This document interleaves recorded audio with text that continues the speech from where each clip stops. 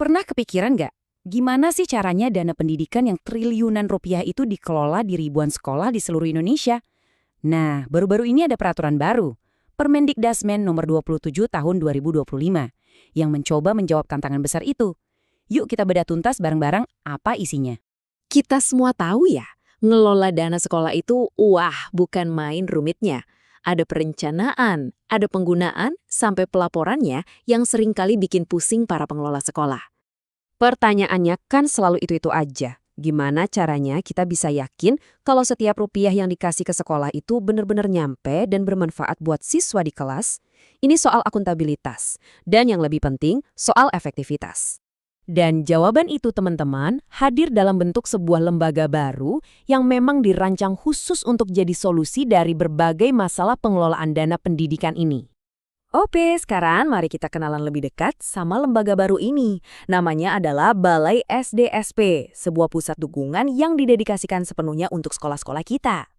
Namanya emang panjang dan kedengeran teknis banget ya, Balai Layanan Tata Kelola Sumber Daya Satuan Pendidikan. Tapi kalau kita lihat definisinya di pasal 1, intinya tuh jelas banget. Fokusnya ada di sumber daya anggaran sekolah. Jadi, ya ini semua soal duit.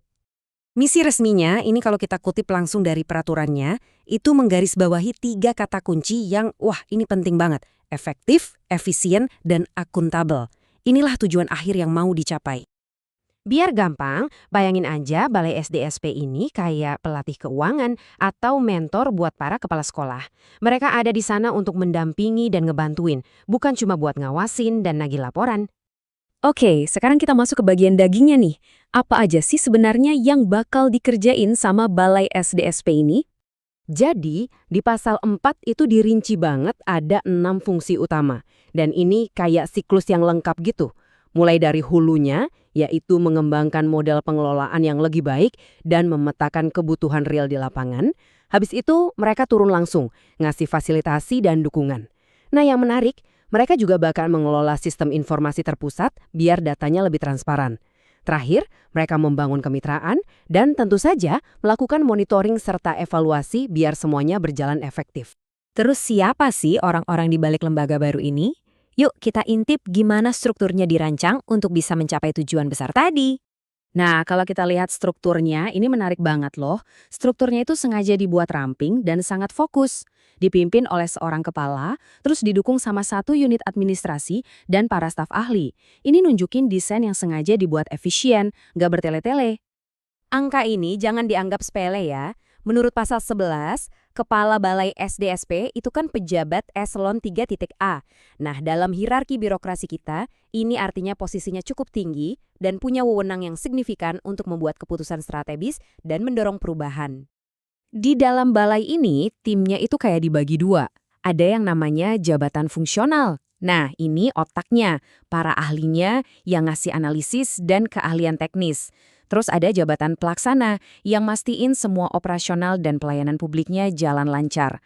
Jadi ini kombinasi antara pemikir strategis dan eksekutor yang andal. Jadi setelah kita bahas semua yang teknis-teknis tadi, mungkin ada yang nanya, terus untungnya buat kita apa? Buat pendidikan anak-anak kita gimana? Nah, ini dia intisarinya. Tujuan akhirnya itu satu, bikin pengelolaan dana sekolah jadi jauh lebih transparan dan bisa dipertanggungjawabkan. Buat kepala sekolah, ini artinya mereka punya sistem pendukung yang kuat. Bukan cuma dituntut laporan melulu, mereka bakal dibantu dengan data yang lebih baik untuk bikin perencanaan anggaran. Harapannya, setiap rupiah dana pendidikan bisa dipakai secara lebih cerdas, dan dampaknya bisa kita rasakan langsung di kualitas belajar mengajar. Tentu, pada akhirnya pertanyaan terbesarnya tetap sama kan? Apakah sebuah badan baru, sebagus apapun konsepnya di atas kertas, benar-benar bisa membawa perubahan nyata di ribuan ruang kelas di seluruh Indonesia? Apakah ini akan jadi solusi atau jangan-jangan cuma nama satu lapisan birokrasi baru? Jawabannya ada di implementasi nanti, dan ini yang harus kita kawal bareng-bareng.